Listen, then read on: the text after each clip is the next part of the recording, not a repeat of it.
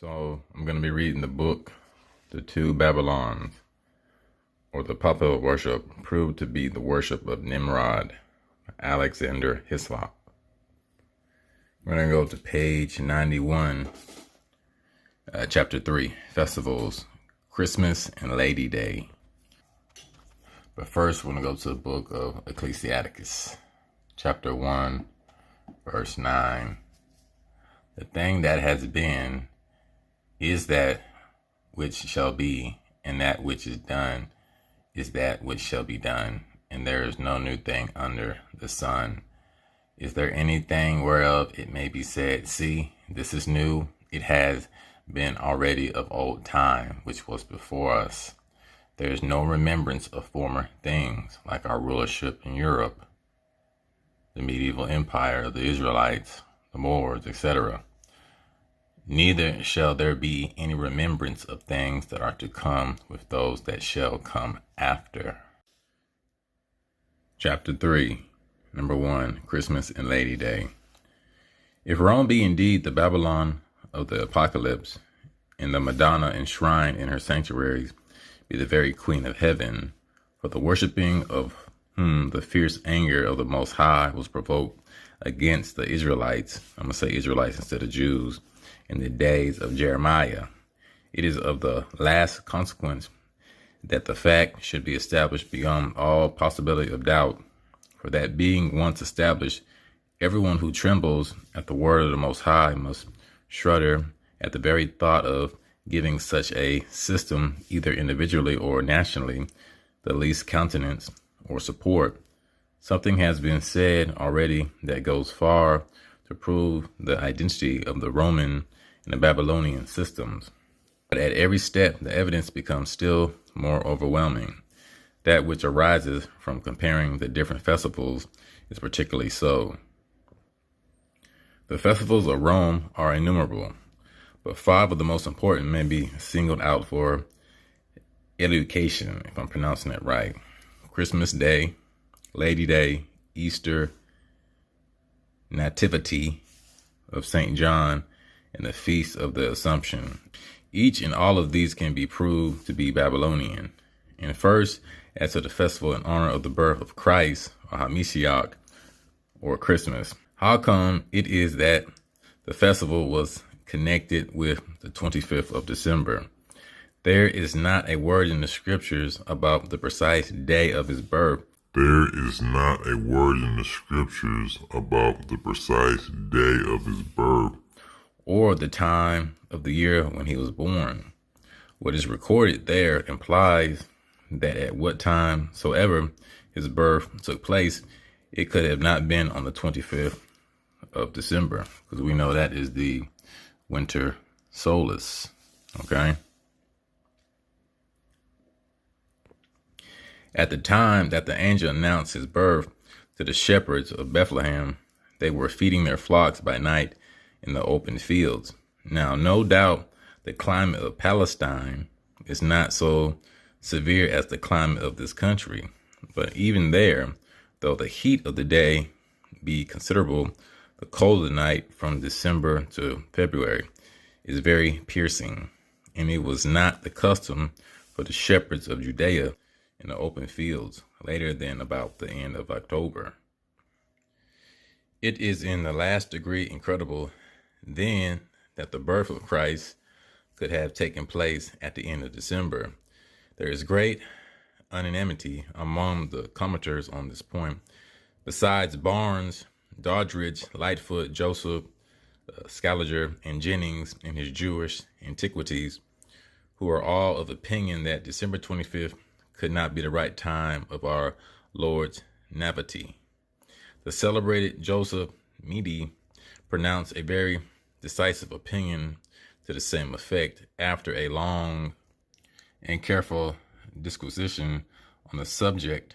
Among other arguments, he added the following: at the birth of Christ, every woman and child was to go to be taxed at the city whereto they belonged. Now, what month do we know where we're being taxed? Income tax, right? Around April, March, April, around that time.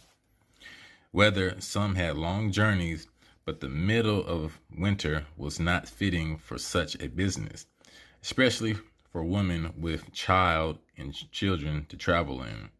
Therefore, Hamashiach, or Christ, could not be born in the depth of winter. Again, at the time of Christ's birth, the shepherds lay abroad, watching with their flocks in the night time. But this was not likely to be in the middle of the winter. And if any shall think the winter wind was not so extreme in these parts, let him remember the words of Christ in the gospel. Pray that your flight be not in the winter. If the winter was so bad a time to flee in, it seems no fit time for shepherds to lie in the fields and the woman and child to travel in. Indeed, is admitted by the most learned and candid writers of all parties that the day of our Lord's birth cannot be determined, and that within the Christian church no such festival as Christmas was ever heard of till the 3rd century, and that was not till the 4th century was far advanced did it gain much observance. How then did the Romish church fix on December 25th as Christmas Day? Why thus long before the 4th century and long before the Christian era itself, a festival was celebrated among the heathen? At that precise time of the year, in honor of the birth of the son of the Babylonian queen of heaven.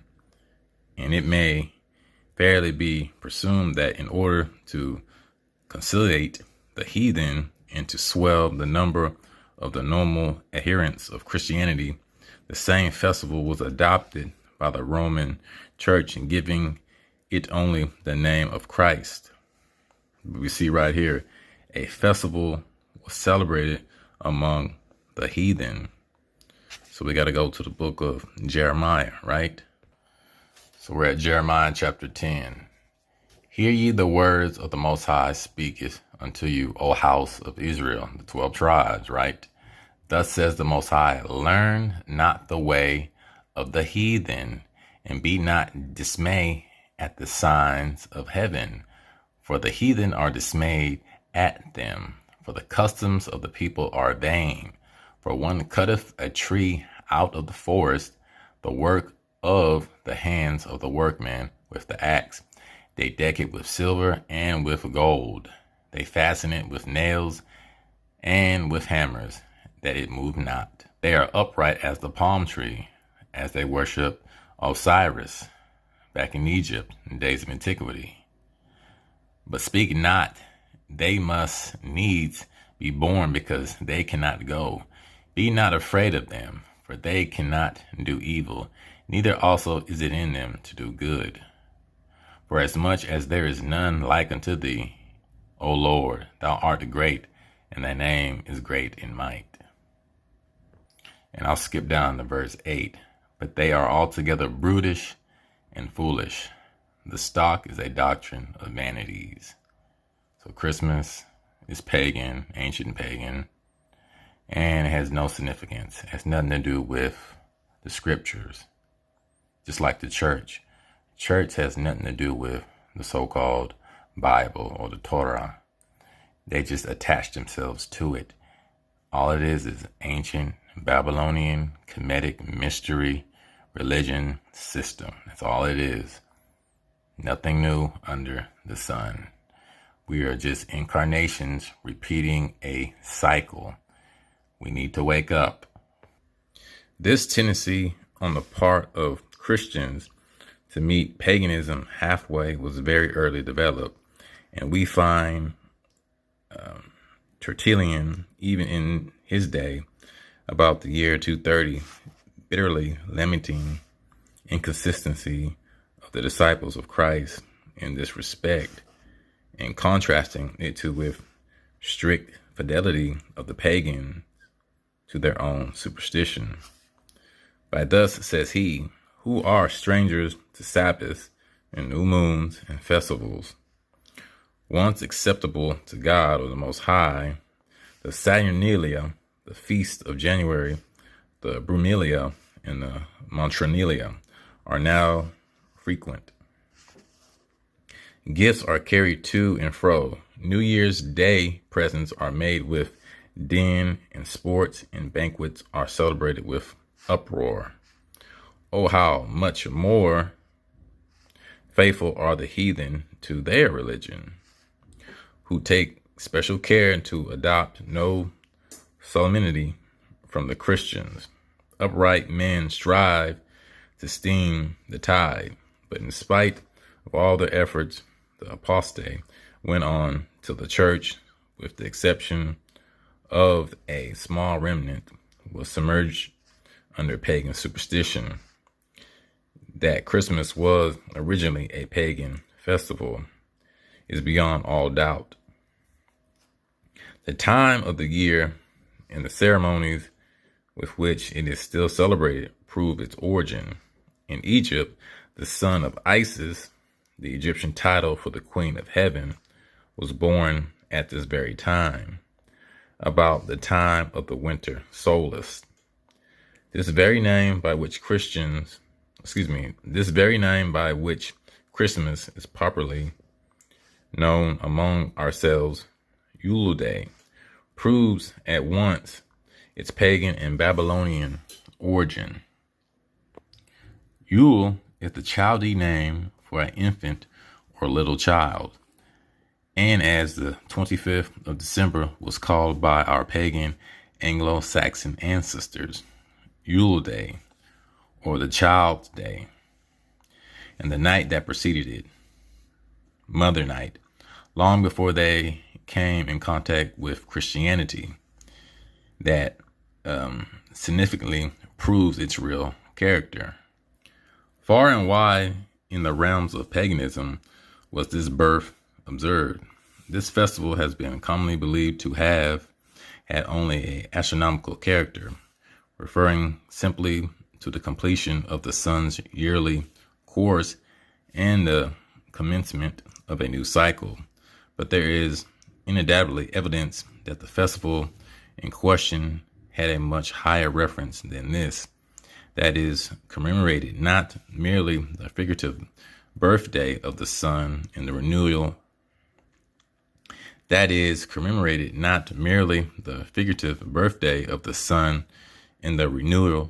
of its course, but the birthday of the grand deliverer. Among the Sabaeans of Arabia, who regarded the moon and not the sun as a visible symbol of the favorite object of their idolatry, the same period was observed as the birth festival. Thus we read in Stanley's Sabaeans philosophy, on the 24th of the 10th month, that is December according to our reckoning, the Arabians celebrated the birthday of the Lord, that is the moon. The Lord moon was the great object of the Arabian worship, and that Lord moon, according to them, was born on the 24th of December, which clearly shows that the birth which they celebrated had no necessary connection with the course of the sun. It is worthy of special note, too, that if Christmas Day among the ancient Saxons, so a code name for ancient in any of these books, they're saying that the so-called indigenous tribes really across the whole world were people of color, melanated, carbon rich. Okay, that's just a code name for it, ancient. Of this island was observed to celebrate the birth of any lord of the host of heaven. The Saxons is as well known, regarded the sun as a female divinity and the moon as a male. It must have been the birthday of the Lord moon, therefore, and not of the sun, that was celebrated by them on the 25th of December, even as the birthday of the same Lord moon was observed by the Arabians on the 24th of December. The name of the Lord moon in the east seems to have been Mini, for this appears the most natural interpretation of the divine statement in Isaiah, I can't read that, 11. But ye are they that forsake my holy mountain, that prepare a temple for Gad,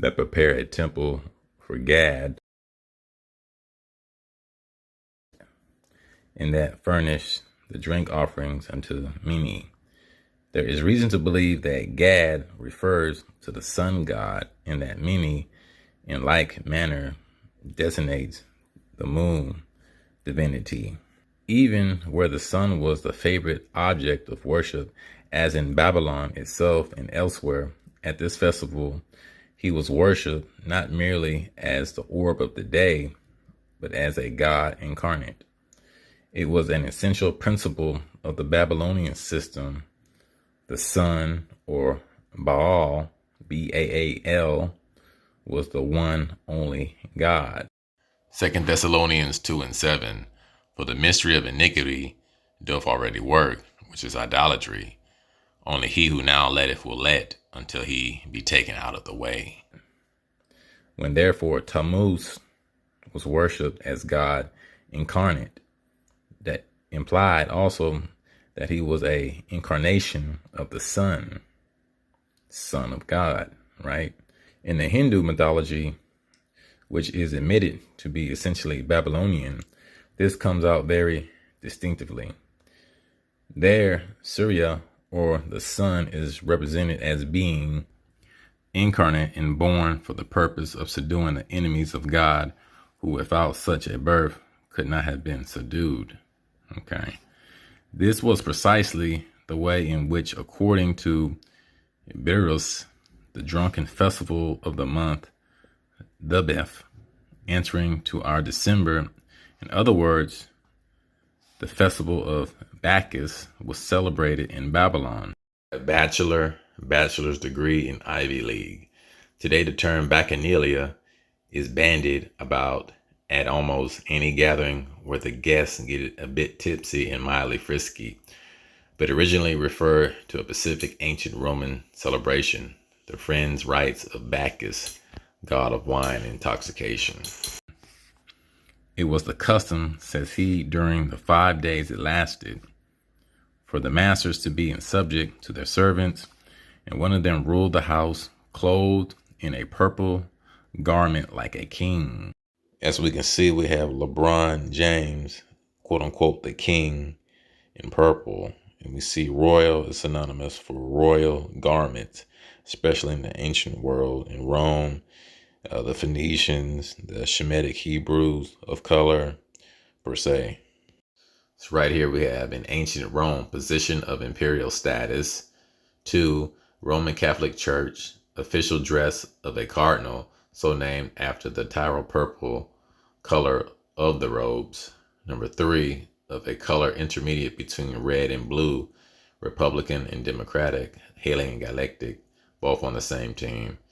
Excessively elaborate or showily expressed in belonging to or befitting a supreme ruler. As we can see, the vice president has on the color purple, esoterically signifying her as a royal or supreme ruler. Okay. And we know that the Canaanites or the Phoenicians were famous for the color purple, if I'm not mistaken. Also, you can look at the Lakers. They got the purple and gold. The Vikings, purple and gold.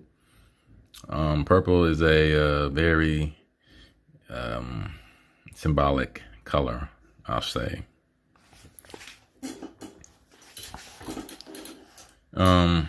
This purple robed servant was called Zoganes, the man of sport and wantonness, and answered exactly to the Lord of Misrule that in the dark ages was chosen in all popish countries to head the reveals of Christmas. The wassailing bowls of Christmas had its precise counterpart in the drunken festival of Babylon. What do they do in Christmas? They get drunk, right? Eggnog, and so forth. 1647. Here's a summary from Wikipedia. In 1647, the Puritan-led English Parliament banned the celebration of Christmas, replacing it with a day of fasting and considering it a popish festival with no biblical justification. In a time of wasteful and immoral behavior. Point blank, period. Okay? Saturnalia. According to Wikipedia, Saturnalia was an ancient Roman festival and holiday in honor of the god Saturn, held on the 17th of December of the Julian calendar and later expanded with festivities through to the 23rd of December. Let's see. What happened during Saturnalia? During Saturnalia, work and business came to a halt, federal holiday. Schools and courts of law closed, nothing new under the sun, and the normal social patterns were suspended. Everything's closed, all the stores, right? Instead of working, Romans, which were Roman U.S. citizens, spent Saturnalia/Christmas gambling, singing Christmas carols, playing music, feasting, socializing, and giving each other gifts. If you wrap shit in a box, it's still gonna be shit. No matter how many times you rewrap it and put new paper around it, shit's still gonna be shit. So you can dress it up how many times you want, but it's all the same. People are living a life in delusion. Right here we're on the History Channel, or history.com. I really don't like this website, but the Christian holiday of Christmas especially owes many of its traditions to the ancient Roman festival, including the time of year Christmas is celebrated. The Bible, I repeat, the Bible does not give a date for Jesus' birth. I repeat, the Bible does not give a date for Jesus' birth. In fact, some theologians have concluded he was probably born in spring. That is really the new year. Life begins when nature and trees and everything springs forth, not in the dead of the winter. Okay? As suggested, let me see. As suggested by references to shepherds and sheep in the nativity story. Okay? By the 4th century AD, Western Christian churches settled on celebrating Christmas on December 25th, which allowed them to incorporate the holiday with Saturnalia and other popular pagan midwinter traditions. There you go. Let me see. The Wassailian Bowl of Christmas had its precise counterpart in the drunken festival of Babylon. In many of the other observances, the Wassailian Bowl of Christmas had its precise counterpart in the drunken festival of Babylon. In many of the other observances still kept up among ourselves at Christmas came from the very same quarter. The candles in some parts of England lighted on Christmas Eve and used so long as the festival season lasts were equally lighted by the pagans on the eve of the festival of the Babylonian god to do honor to him. For it was one of the distinguishing particularities of his worship to have lighted wax candles on his altars. The Christmas tree, now so common among us, was equally common in pagan Rome and pagan Egypt.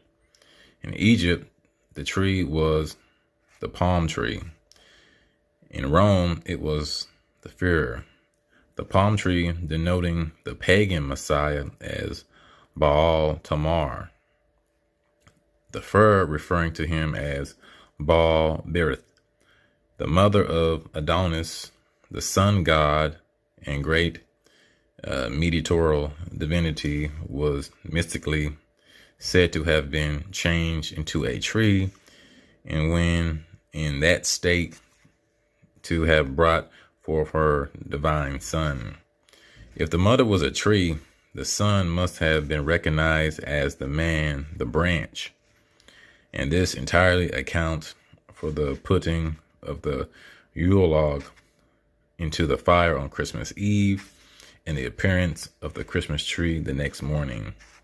As Zero Ashta, the seed of the woman, which name also signifies ignorant, I can't pronounce that word, Agina, or born of fire, he has to enter the fire on Mother Night, that he may be born the next day out of it, as the branch of God, or the tree that brings all divine gifts to man. But why, it may be asked, does he enter the fire under the symbol of the log?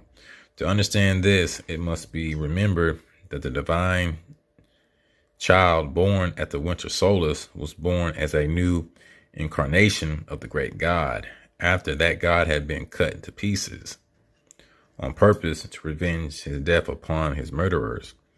Now, the great God, cut in the midst of his power and glory, was symbolized as a huge tree, stripped of all its branches and cut down almost to the ground. But the great serpent, the symbol of the life restoring Equilibus, if I'm pronouncing it right, probably butchered that word, twists itself around the dead stalk, and lo, at its side up sprouts a young tree, a tree of an entirely different kind that is destined never to be cut down by hostile power, even the palm tree, the well-known symbol of victory. The Christmas tree, as has been stated, was generally at Rome a different tree, even the fir.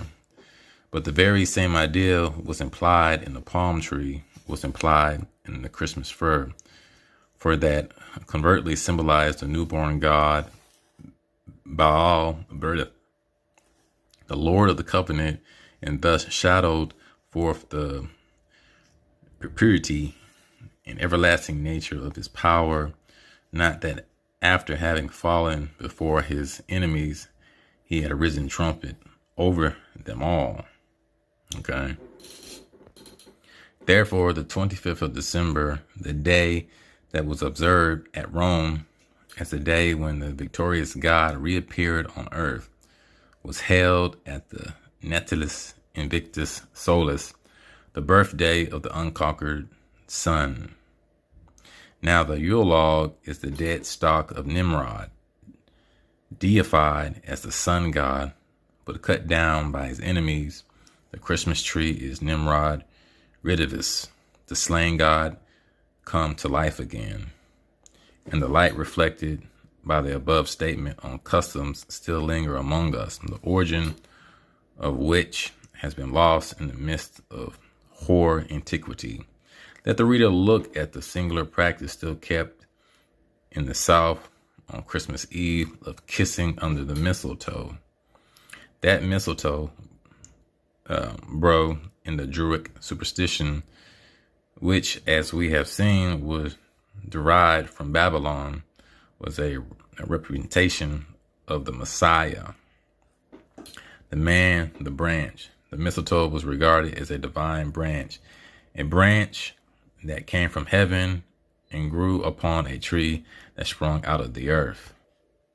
Thus, by the engrafting of the celestial branch into the earthly tree, heaven and earth that sin had served were joined together, and thus the mistletoe brought became the token of divine reconciliation to man, the kiss being the well-known token of pardon and reconciliation. Whence could such an idea have come? May it not have come from the 85th Psalms, verse 10 and 11. Mercy and truth are met together. Righteousness and peace have kissed each other. Truth shall spring out of the earth in consequence of the coming of the promised Savior. And righteousness shall look down from heaven. Certain it is that Psalm was written soon after the Babylonian captivity, and as multitudes of the Israelites or Jews after that event still remained in Babylon under the guidance of inspired men, such as Daniel, as a part of the divine word, it must have been communicated to them as well as their kinsmen in Palestine. Babylon was at the time the center of the civilized world, and thus paganism, corrupting the divine symbol as it ever has done, had opportunities of sending forth its debased counterfeit of the truth to all the ends of the earth. Like the religious systems of today, Christianity, Jehovah's Witnesses, Catholics, Baptists, all debased counterfeit of the truth to the ends of the earth. Christianity, through the mysteries that were affiliated with the great central system of Babylon. Thus, the very customs of Christmas still exist, cast surprising light at once on the revelations of grace made to all the earth, and the efforts made by Satan and his emissaries to materialize, carnalize, and degrade them. In many countries, the boar was sacrificed to the god for the injury a boar was fabled to have done him. According to one version of the story of the death of Adonis or Tammuz, it was, as we have seen, in consequence of a wound from the tusk of a boar that he died. Okay? Just going to read a couple more highlighted points. There can be no doubt then that the pagan festival at the winter solstice, in other words, Christmas, was held in honor of the birth of the Babylonian Messiah, not Jesus Christ. Okay? So we have this book right here, Path of the Kabbalah. Go to page 168, The Way of the Mystic. I'm just going to read some of the highlighted points. Another way why Kabbalists reject Jesus as the Messiah is that the prophets clearly speak of the Messiah as a son of man, not as a son of God. The notion of the Messiah as a son of God has no basis in the Bible. The prophets preach quite clearly that the Messiah would be a human being, not a demigod, the son of Adam, in fact, and would live and die, just like all of us humans, just as all people have done. Even Solomon alluded to this in the books that they took out of the 1611 King James Bible, the Apocrypha. Now we're going to go to the Apocrypha. Wisdom of Solomon. Wisdom of Solomon, chapter 7, 1-6. Man's only entrance, which is the matrix or the womb, etymology of words, is through the woman and the man's seed or scepter. Okay? I myself also am a mortal man, like to all, and the offspring of him that was the first made of the earth, Adam. And in my mother's womb, or the matrix, was fashioned to be flesh in the time of 10 months, being compact in blood of the seed of man, and the pleasure that came with sleep or sex. And when I was born, I drew in the common air and fell upon the earth, which is of like nature, and the first voice which I uttered was crying, as all others do. I was nursed in swaddling clothes, and that with cares, for there is no king that had any other beginning of birth. Key word, for there is no king that had any other beginning of birth. So there was no immaculate birth. Okay? In order to have life on this earth, you have to have a man and a woman. Natural law, right? For all men have one entrance into life, and the like going out. Okay? Wherefore I prayed, and the understanding was given me. I called upon the Most High, Ahia, and the spirit of wisdom came to me. I preferred her before scepters and thrones, and esteemed riches nothing in comparison of her. Okay, you get the point. So there is no immaculate birth. You got to have a man's seed. 1 + 1 = 2. You can't have one without the other, in my opinion, and based on what I'm reading. The Catholic idea of the Immaculate Conception raises many objections for Kabbalists, aside from the explanation that Joseph adopted the infant Jesus. The two Babylons, or the Papal worship, proved to be the worship of Nimrod, okay? A counterfeit. This is because the Jewish prophecies, I'll just say that word, teach that the Messiah will be scion of the house of David, which is through the man's seed. Actually, this teaching has led to two schools of Christian thought on the identity of Jesus, so-called Jesus. Some schools trace Joseph back to the house of David, but if Jesus was born of Mary and not of Joseph, how could he be considered a descendant of David? Other scriptures in the New Testament suggest through that Mary originated from the house of David. So two versions have long existed, and we know that certain sects believe that the genealogy is traced through the paternal, I think it's maternal, through the mother's line, and then paternal is the father's line. The Torah says the genealogy is traced through the man's seed, the Y chromosome. Okay. The whole question of the Immaculate Conception is quite interesting because it seems to hinge on a mistranslation of the Hebrew word. The Hebrew term is Nadarah, literally a young girl. Let me highlight that. Or let me say that again.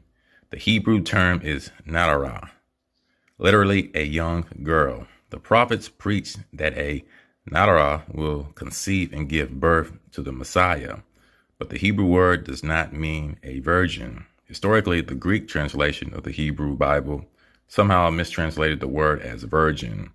Thus, early Christian thinkers felt compelled to insist that Jesus had been born of a virgin. Okay. However, the Hebrew word for virgin is Betula, and nowhere in the prophetic books does it appear.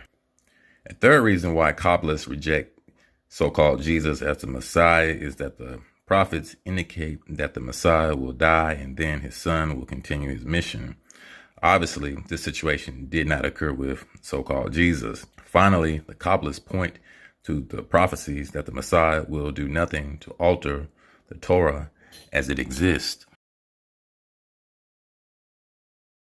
And of course, Christianity diverged very sharply from Judaism in its laws of observance. It must be acknowledged through that some Christians to this day insist that Jesus never sought to alter the Torah, and that only later did his followers institute the various changes from the Jewish to the Christian practice. For these reasons, then Kabbalists and Jews in general cannot embrace Jesus as having been the Messiah. Okay. It's quite interesting. This is a book that'll definitely make you think outside the box, what we've been indoctrinated and taught with. Right. Go to page 165, the Messiah. We come now to the Kabbalistic teaching about the Messiah. Here we must look at the Jewish or Israelite concept in relation to the Christian notion. First, the Hebrew term is Moshiach or Ameshiach, literally the anointed one, the one who is anointed. In biblical days, the prophets would anoint special individuals, such as one who was to be king. The Hebrew king was always anointed by a prophet. Therefore, Jewish tradition has it that the Mashiach is to be like a king and is to be anointed by a prophet. Another way to look at this idea is that the Messiah is a messenger. His function is to raise humanity's consciousness.